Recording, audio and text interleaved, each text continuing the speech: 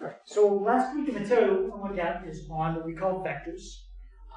And we're going to look at today mostly drawing vectors, which means drawing arrows. And we'll look at some things we can do when we draw. And then I'll show you what a vector is and kind of like what it represents. So basically a vector is something that measures two things at the same time. It measures a direction. Okay, that part's pretty straightforward. But it also measures what's called a magnitude. Now, there's two main kinds of vectors that we're going to look at. There might be others, but these are the two we're going to look at. Velocity and force. So an example of a velocity vector would be like an airplane traveling. If you wanted to describe the direction of the airplane, or you wanted to describe how the airplane was moving, you'd have to tell me two things about it. One, you'd have to tell me what direction it's going, and two, how fast.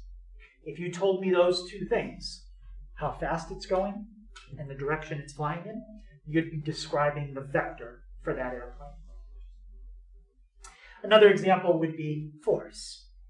If you tell me how hard you're pushing on something, and then you tell me in what direction you're pushing, that's called a force vector. It has two parts to it: how hard you push or pull, and the direction you're pushing or pulling. So if you look at these different airplanes, each one of these airplanes you could think of as a vector. Let's click on one of them. Looks like it's kind of where we are. Twice. And if we click on it, we can see, it might be a little small, but it does say it on the right-hand side, the speed is 414 miles an hour. So that's what we call the magnitude. Okay, that's how fast the plane is going. Now, for the direction, well, it has lots of directions. Okay? This plane started in probably Memphis, and it's ending at Logan. So those are the start and end. So Memphis, Tennessee, so that's west. So the plane is traveling towards the east for most of the trip.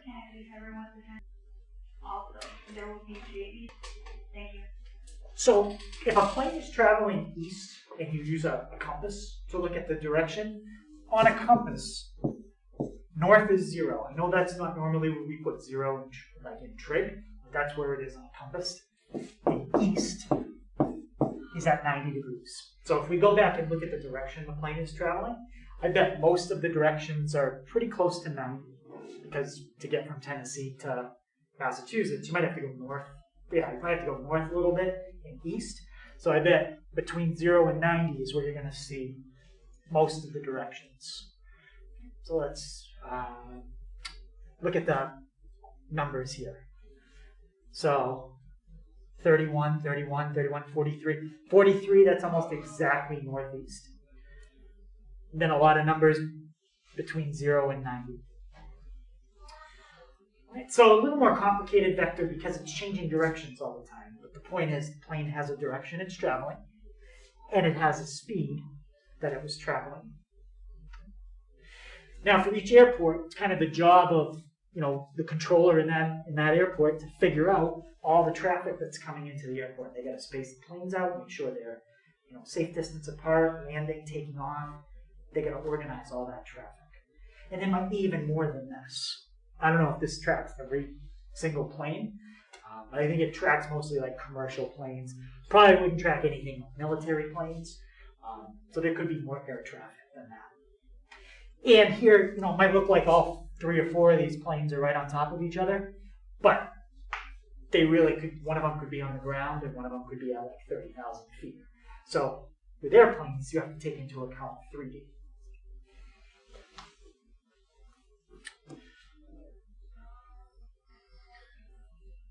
So the easiest way to represent a vector is to use like an arrow. So we'll use arrows. So the way that the arrow points, that tells you the direction. But what do you think I could do to the arrow to show like a faster plane versus a slower plane?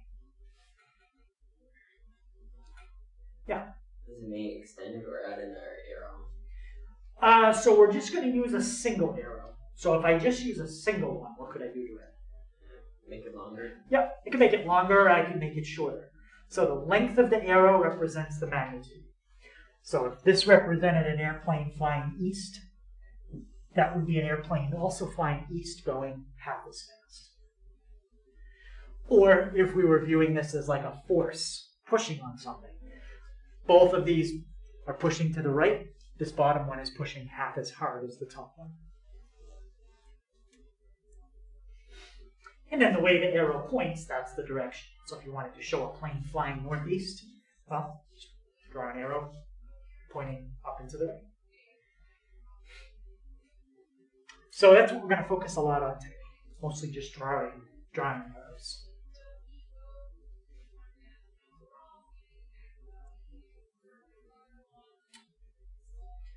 So if we have a vector, for example, that looks, I'll show you the picture first. Actually, I don't think I made a picture. Say this is point P, and that's point Q. A lot of times when we describe a vector, we'll describe those 2 points. That's called the initial point, and Q is called the terminal point. It starts at P, and it goes to Q. Now, this that I circled right here, okay, you see that in geometry, and that's the notation for a certain shape. Anybody remember what you call that shape in geometry? And you put like an arrow on top of 2 letters like that.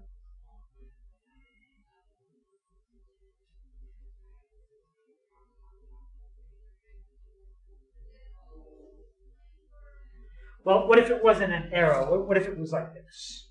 Anyone remember what you call that? Or you might even see it. Another one like that. Is it just line? Yep, that's a line. If you don't have any arrows on it at all, that's a line segment.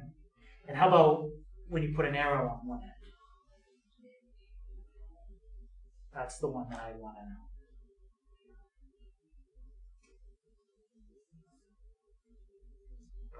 Tell me, you remember that one? So something that continues, it starts at one spot and continues in one direction forever without stopping. So line segments, it starts somewhere and stops somewhere. But when you put the arrow on top, it starts somewhere, but it just keeps going. Is it array? Yeah, so that's the notation sometimes you see in geometry for array. So we can use that notation for a vector because we're drawing arrows, but a lot of times we don't even want to use a notation that has 2 letters in it. We want to use a notation that just has a single letter. I'm going to show you how we can just use a single letter. I think I already mentioned that. P is what we call the initial point. Q is the terminal point. So if you look back up here, starts at P, ends at Q.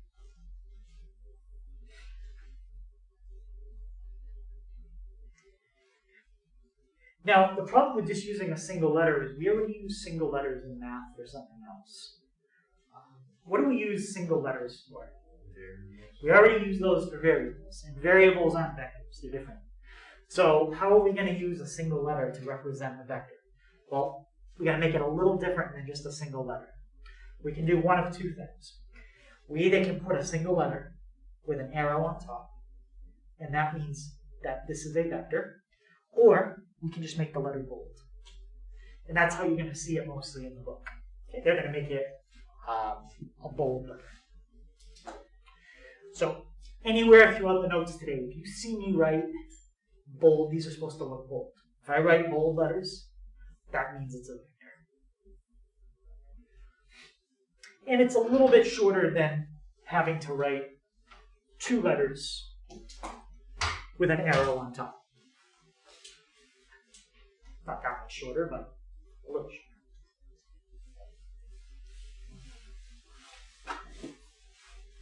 Okay, so let's look at what happens. We're going to look at 3 main things we can do with vectors today: add, subtract, and scale.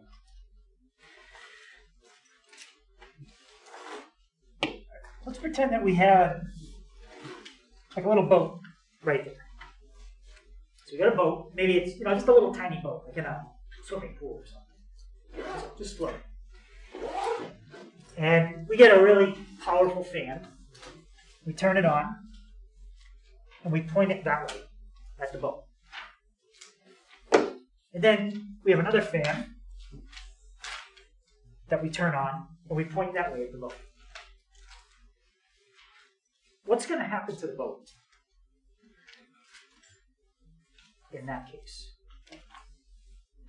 Yeah? Should I go northeast? Yeah, it's going to end up going kind of north and east at the same time.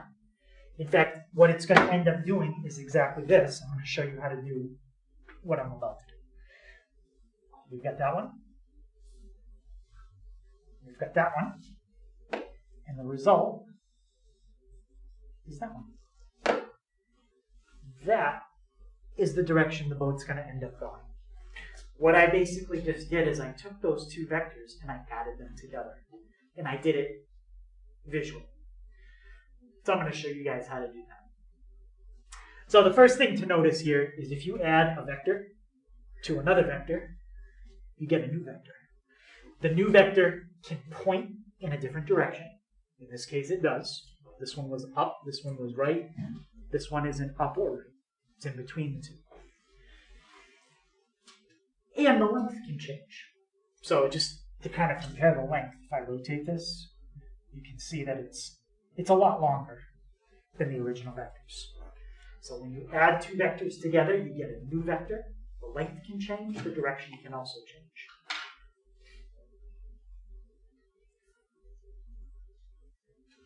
So here's how you add them together. I'm going to show you one more time visually, and then I'll write out everything that I'm doing. Let's say this is V, and let's say this one is W. If you want to add those together, you have to line them up just like this. You position them so the end of the first one is right at the beginning of the second one. Okay, so you line them up just like that. Then, take where you started, take where you stopped, and draw the diagonal. Just like that. So visually, that's what you would get if you add those two together. And now I'll write that all out in words, but it's a lot easier for me to just show you as a vision. All right, so how do you add them up? You're going to line up your vectors so that the ending point of the red one, that's this one, lines up with the starting point of the black one. Just like that. So that's how you line them up. Then to get your final answer, you connect where you started to where you finished. So that's the initial point of the first one to the terminal point of the second one. So connecting the initial point of the first one to the terminal point of the second one.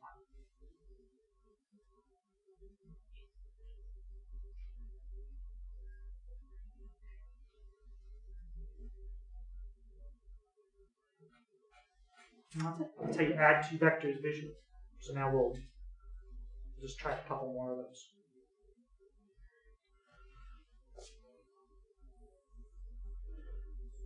Let's try these two. Can you turn that down? So V plus W. All right, so there's V. There's W. How do I line them up so I can add them together?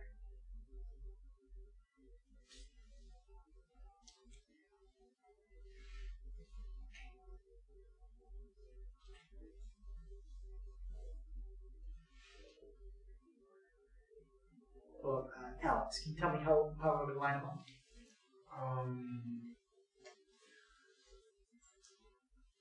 Should we probably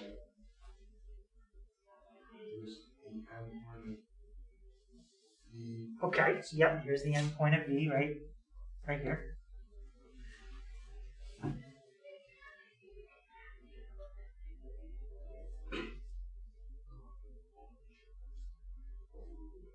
It would be the endpoint of W lined up with the initial. No, go with the endpoint of V. So you're going to take that one. That's right. And then the initial of W. The initial of W. So you're going to line them up just like that. Okay, when you line them up, all the arrows need to point the same way. So it's almost like you have a one-way path you're following. Okay, that's how it should always be. And from there, tell me, how do I get my final answer?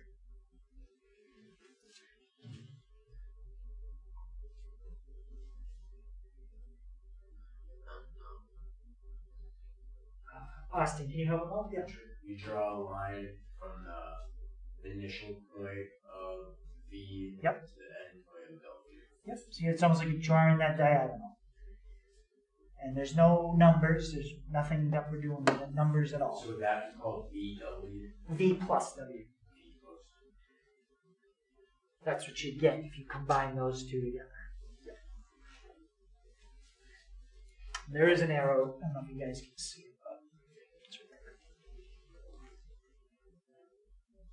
That's it. That's V plus W. Let's try this one. So it's the same idea, but anyone have an idea what's going to happen this time? Yeah? Okay, so check it out. They're going to cancel each other out because you're supposed to line up the end of V. So you're supposed to line up this with the beginning of W. So you need to line up those two red dots. Once you line those up, you need to connect where you started, which is right there, to where you stop. So let's line up the red dots, and then we'll connect the two green dots.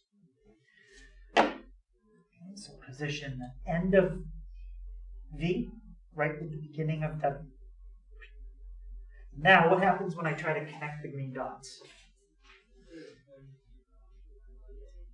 Yeah. They're already connected. Yeah, they're the same dot. So we know we're supposed to get a vector. So the answer that we write here has to be a vector because we just added two vectors together. Well, we call this the zero vector. So you can either write it like this, or you could write it like that. That's how you write the answer to this problem. It's called the zero vector. The zero vector does not have a direction, and the magnitude of it is zero. It has no length. So it's a special case. Any questions on adding those two together? That's not typical. Okay, usually, you get something like that. You get something like that. You line them up like that. And then you draw the diagonal. So usually you get an answer that looks something like that. That one was special.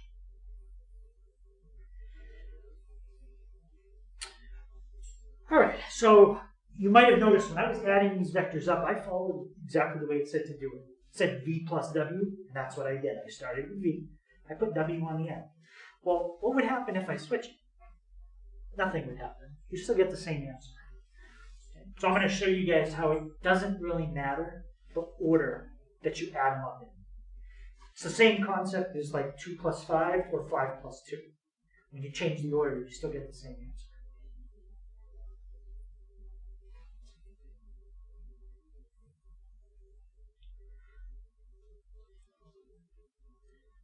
Okay, so here's V and W. Let's add them up the way it says 2 on the left. V, and then put W on the end of it. That would look like this. That's V plus W. And Curtis, how would I get my final answer there? Connect the ends of V, or the beginning of V and the end of W. Yep. So if you do it the way it says on the left, that's the answer you get. Now let's switch it. Let's take W and put V on the end of it. So I'm doing it in a different order. Here's W. And there's V on the end. Okay, adding them in a different order. And let's see what happens. So there's the answer. And if I bring it up to this one, it's pretty close. It's almost the same thing. It should be exactly the same if I use graph paper to be more accurate. But the point is, it doesn't matter the order you add them up in. Now, I only did it for 2. Let's say you had, let's do a few in different colors. Let's do one like this, and let's do one like that. And we want to know what happens if we add all those together. Well, as long as you line them all up so that they follow, I don't like when we cross over, then that looks confusing. I'll bring this down. Put that one here. As long as all the arrows follow a path, like a one-way kind of path, and you connect where you started to where you finished, it doesn't matter how I add them together. That should always be the answer. Let's try it a different way. Let's take the black one. Let's put the green one on it. And let's put the blue one on that. And let's put the red one. Okay, that is a different order. Now draw the answer. Compare it to the way we did it before. Basically the same thing. Okay, so you can add them together any way you want. You just can't do something like this. That's 2 arrows pointing at each other. It's like a collision. The arrows have to follow a kind of a one-way path.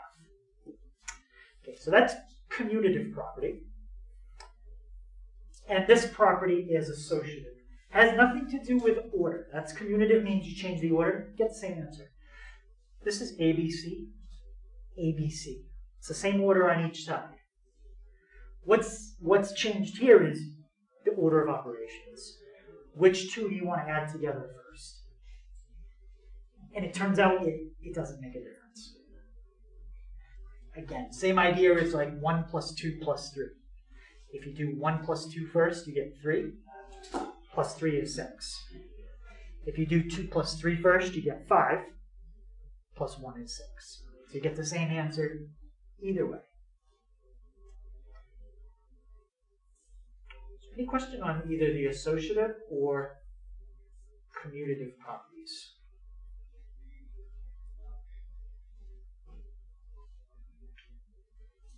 Okay. So now, I haven't shown you this yet, but what I'm going to do is put a negative in front of a vector. And what do you think a negative would do to a vector? Like imagine this was your vector. And I made it negative. What do you think would change about it? The direction? Can you be more specific about the direction? It would be the opposite direction. It would point the opposite way. So if that's V, then what I just drew in red is negative V. And if you combine 2 vectors together like this, we just saw that 2 examples ago. 2 vectors that point opposite ways and have the same length, when you combine them, they cancel out, and you get the 0 vector. Now, look at this for a second. That's kind of like me writing something like this. 3 plus negative 3. What's another way, kind of a simpler way, to write 3 plus negative 3? What does that really mean when you add a negative number? Minus 3. You're really doing subtraction. Exactly. So,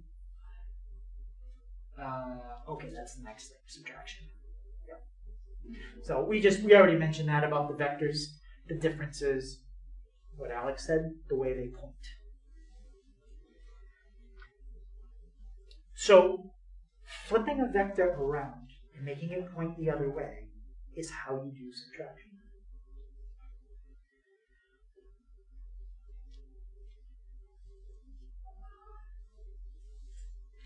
So like if you said to me, I want you to do v and subtract the vector w. Well, the way I'm going to think of that is I'm going to take the vector v and I'm going to add w flipped around. That's how you do subtraction.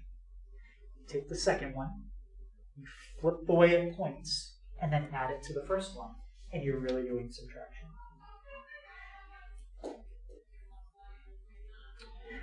So to subtract two vectors, take the second vector, flip it around, and then add it to the first one.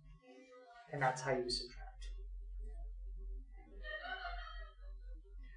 So by doing it that way, we don't really have to learn anything new for subtraction. You just have to remember, flip the other one around first, and that makes it a negative. And then when you add a negative, it's like you're doing subtraction. Okay, so let's see if we can find v minus w.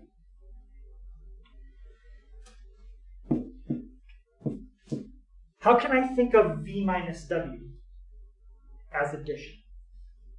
Because that's what we know how to do with vectors right now. We know how to add them.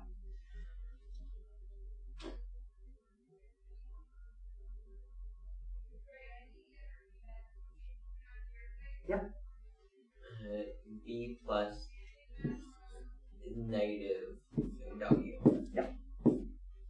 That's how you have to do this problem. You have to find the opposite of w and then add it to v.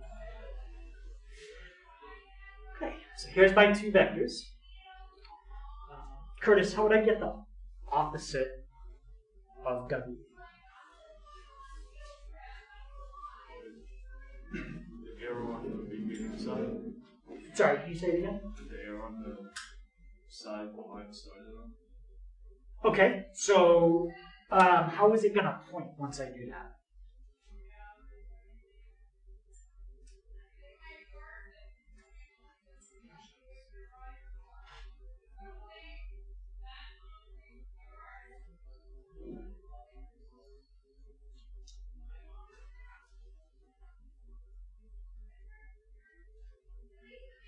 How is it pointing now? Pointing down. Down. So when I find the opposite of it, it's going to be pointing up and to the right. So maybe if I want to find this exact, all I have to do is make a copy of it, flip it, and flip it again. If you flip it like I just did, it's equivalent to spinning it 180. I just don't have a way to spin something 180, so that's why I did it that way. Okay. So there's negative w, and now do what it says in red. Take v and add negative w on the end of it. Here's v. There's negative w. Draw your diagonal, and that's v minus w.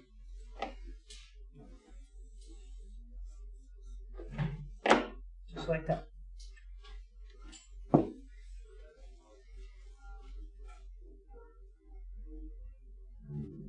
Any question on how we just did subtraction? It's the same as addition. Just flip the second one around and then add it. Alright, so that's adding, subtracting, and the last thing we're going to do visually is scaling. When you think of scaling something, what do you think of? Like if you scale, or if you build like a scale model or something, yeah? Like something that is smaller or bigger. Yes, it either makes it smaller or bigger than the original. If you're building a scale model of a car, it's probably going to be smaller. If you're building a scale model of like an atom or something, or something inside it, it's probably going to make it bigger. So a scalar is going to look something like this. It's when you put a number in front of a vector.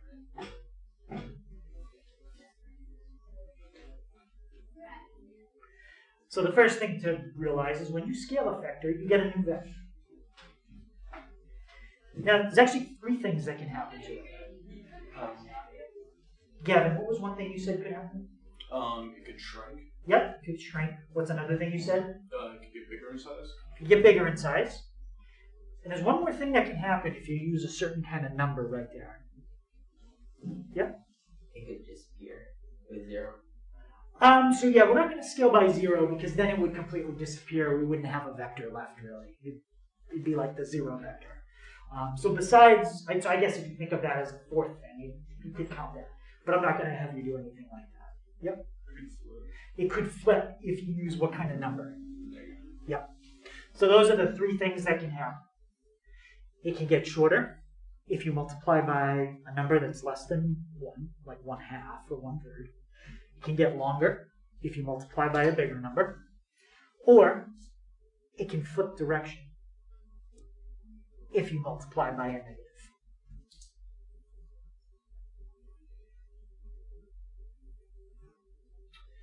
Okay, so let's try a couple examples of scaling a vector. 2v. How could I get exactly 2v on the smartboard without using a ruler? Yeah. You could duplicate it and connect the end to the phone. Yep. So there's v. There's a copy of it. And if you put another copy with it, there you go. That's 2v. So you should draw it out like this. There's 2v. All right. Now, how about a half v? How's that going to compare to v?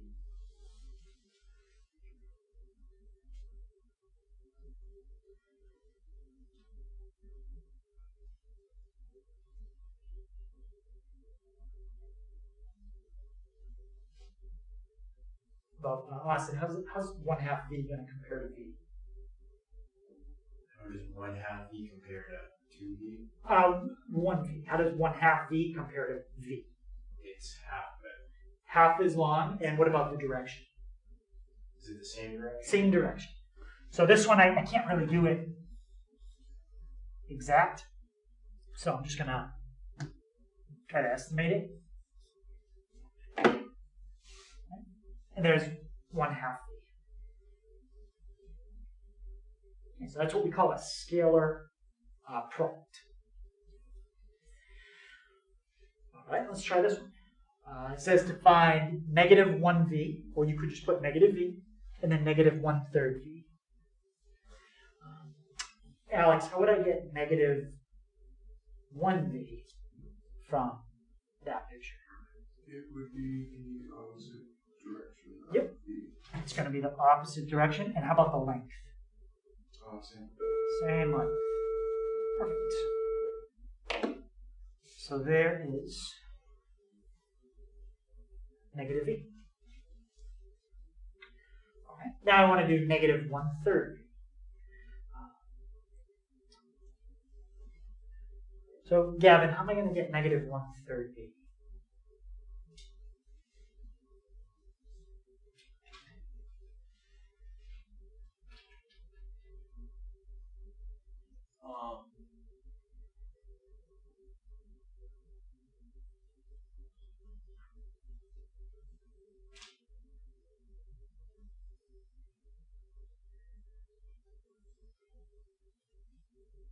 What's the -1/3 going to do? There's two things that are going to happen.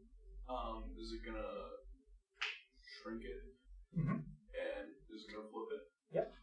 So how much does it shrink it by? Or how long is it going to be compared to what it was originally? Is it gonna be a shrink of 3? Yeah. So it's going to be 1/3. It's going to be compressed by a factor of 3, or it's going to be 1/3 as long as it was. So yeah, I'm just kind of estimated. I already have -v, so I already know the direction. Just make it 1/3 as long. That's it. So that combined flipping and shrinking at the same time. Questions on that?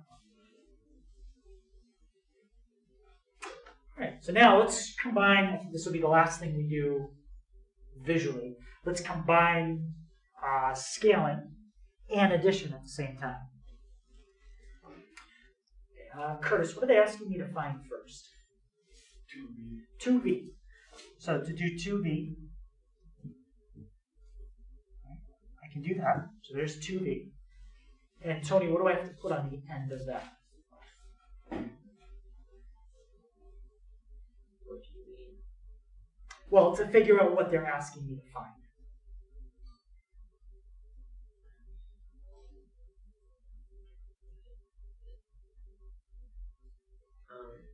I don't understand. So what's the question asking me for? Find 2B plus 3W. And what have I found so far? Not 2B. I found 2v. So what do I still need to put on the end of that to answer the question? 3W. I need to put 3w. So we're going to need 3 of those. Put them on the end. So there's 2v plus w plus 2w plus 3w. And now, how do I get my my final answer? Oh, helps. Connect the initial point of 2V to the endpoint of 3W. Connect where you started to where you stopped. And there you go. There's your answer. Okay, the thing that starts to get a little bit annoying with that is if you had like 50V plus 600W. I mean, we need a better way to do that than to put 600 things together. So we're going to talk about how to do it with just numbers eventually.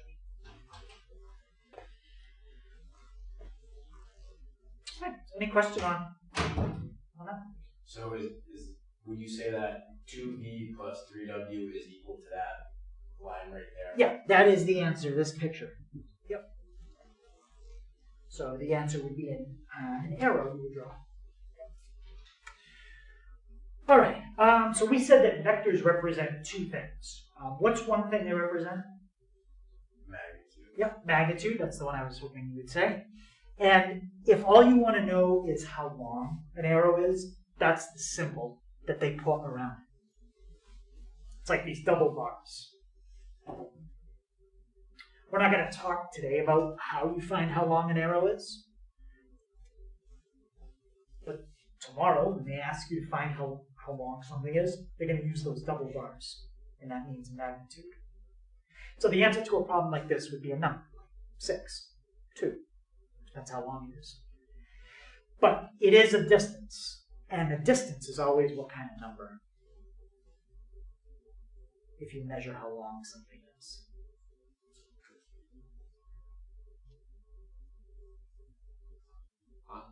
What is it? Positive. Positive, yes. You'll never get a negative number when you measure how long something is. So, what would be the difference between those two? The vector x and how long it is, and the opposite of vector x and how long that one is. Yeah, Nothing's different. nothing's different. It'd be the same answer to each of these problems. This is like measuring the distance from here to the door, and then this one is like measuring the distance from the door to here. It's the same thing. It's just pointing a different way.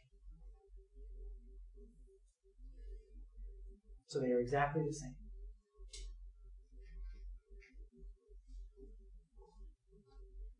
And the reason they probably use the double bar is because the single bar is already used for absolute value. So they use the double bar.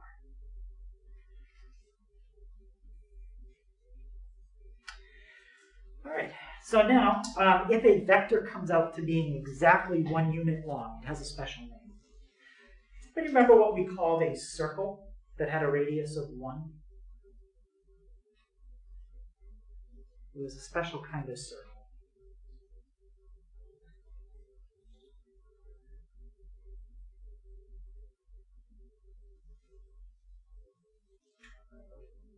Began with a U.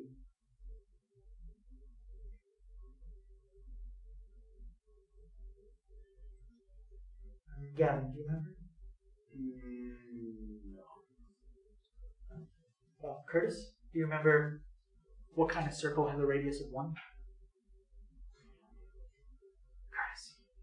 Curtis. Hi. All right. Do you remember the name of what kind of circle has a radius of 1? Begins with a U.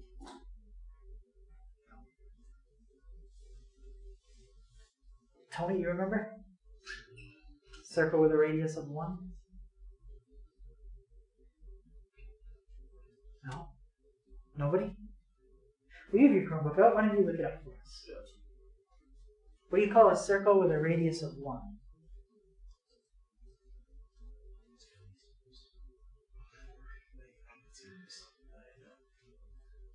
Unit circle. Unit circle. Yep. Does anybody remember hearing that now? Unit circle? No. So it would have been something we did with trig. It would have been the second week we did trig, so it's a little while. So if a circle has a radius of 1, it's called a unit circle. What do you think you call a vector with a length of 1? A unit vector. Yep.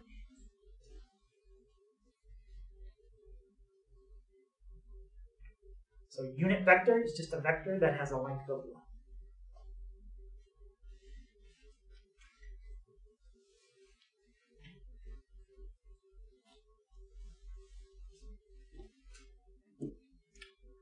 Alright, so that's pretty much it for drawing. Okay, drawing is fine, especially if you've got a word problem. It's kind of good to visualize what's going on. But if we want to start doing some stuff with vectors, we need a better way than drawing. Drawing's going to take forever. So one way you can represent a vector is something that looks like this. Has anyone ever seen anything like that? Those two numbers tell me exactly how to draw a vector. So I'm going to explain to you what those two numbers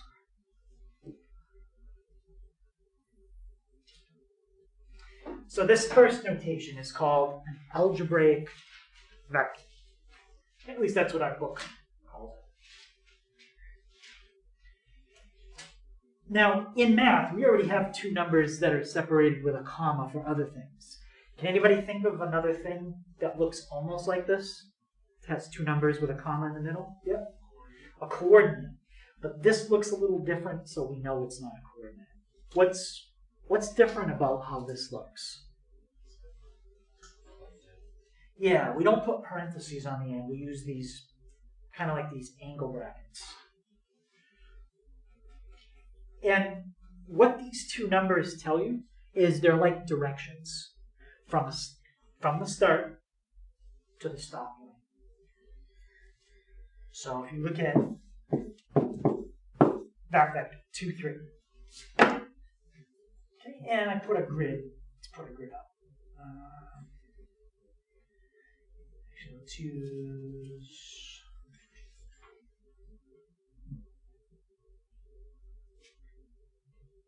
Where's the backgrounds? My content. Oh, backgrounds. Choose. That works. So I want to draw the vector 2, 3. I can do that by starting here and going just like that. That's how you draw the vector 2, 3. Okay. Or I could go over here, 2, up 3. What I'm doing is I'm starting anywhere I want. I'm going right 2, and I'm going up 3. I could also start here. Right 2, up 3. What this notation doesn't tell you, it doesn't tell you where to start from. You can start anywhere you want, as long as you go 2 to the right, and then you go 3 up.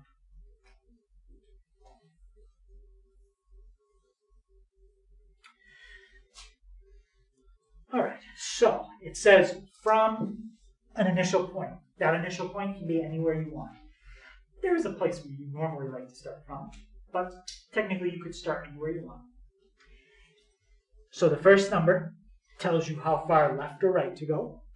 If it's positive, you're going to go right. If it's negative, you'd go left.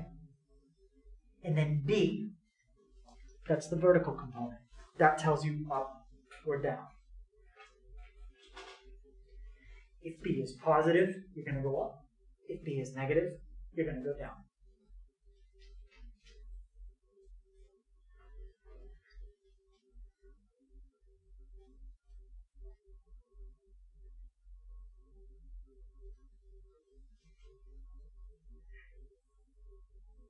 Right, let's draw, let's pick a different number. We did 2, 3. Let's do the vector 3, 4. All right, so if I start there, Tony, can you tell me which way I go to get to the terminal point? Right 3. Yep. And then? Up 4. Perfect. I can do the same thing again, except I could do it over here. Right 3, up 4. Now, I just started in 2 random spots, but where do you think, if we had a choice, we usually like to start from?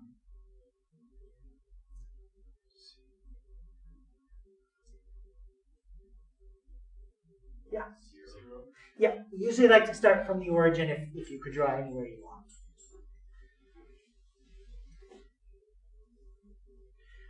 I'll give people a second. Anyone else need to still copy that down? Okay, just think of A and B as directions, which way you go. And make sure you put angle brackets on them. Don't put parentheses. That would be a coordinate.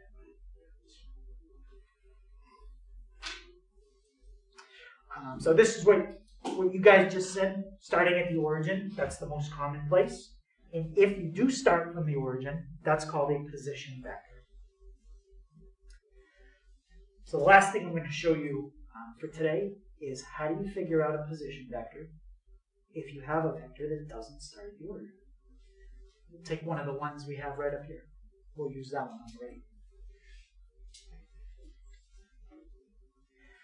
Well, to figure out a position vector, the first thing you need to know is where does your vector start and stop.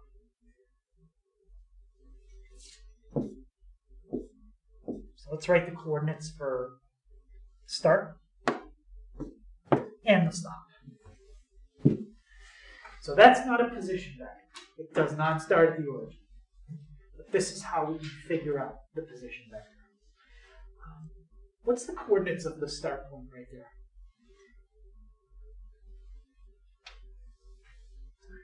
Yep, 3, 3. And what about the coordinates of the terminal point?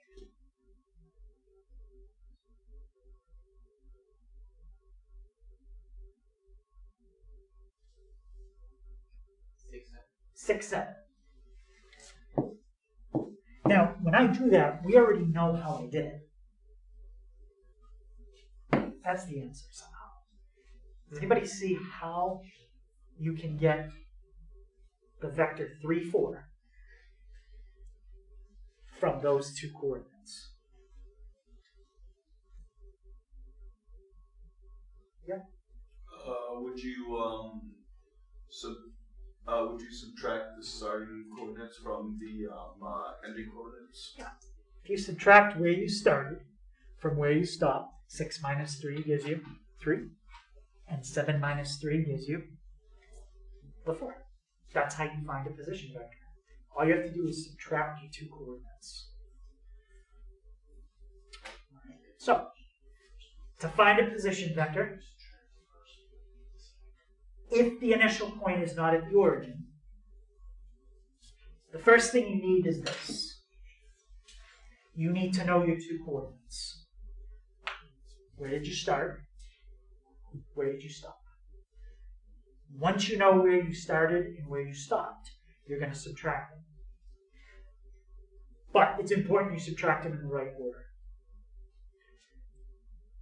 And the order is right there. Stop minus start for the x's, and then stop minus start for the y's. So just make sure you always follow that order. Terminal minus initial. If you switch it, what's going to happen is the vector is going to be backwards. It's going to point the wrong way.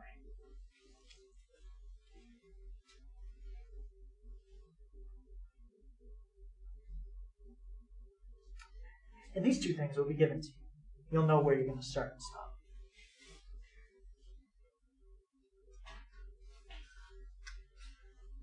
What else? When you do a problem, this might not be called P1 and P2, I don't care if it's called X and Y or P and Z or whatever 2 letters you use. Just make sure you do terminal minus initial, whatever they call it. Let's finish up with this one. So it says find the position vector.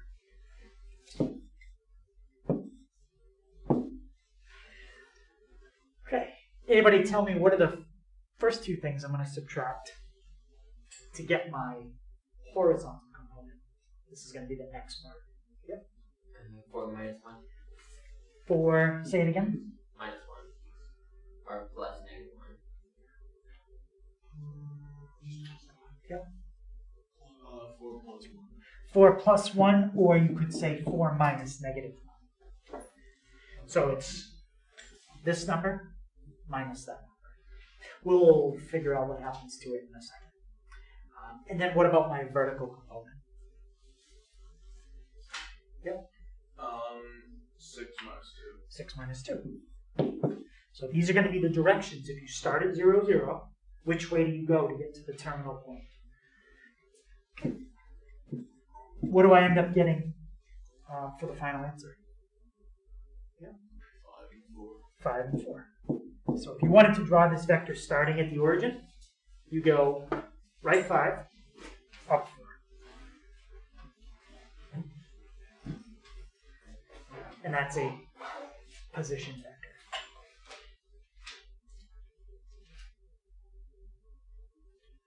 Okay, and I enjoy my angle brackets very well. So, sorry.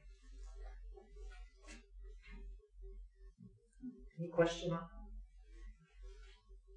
that? So that's the first thing we've done that we didn't draw anything to figure it out. And that's kind of what we're going to pick up with tomorrow. We'll do more with vectors, but for the most part, we're going to stay away from sketching.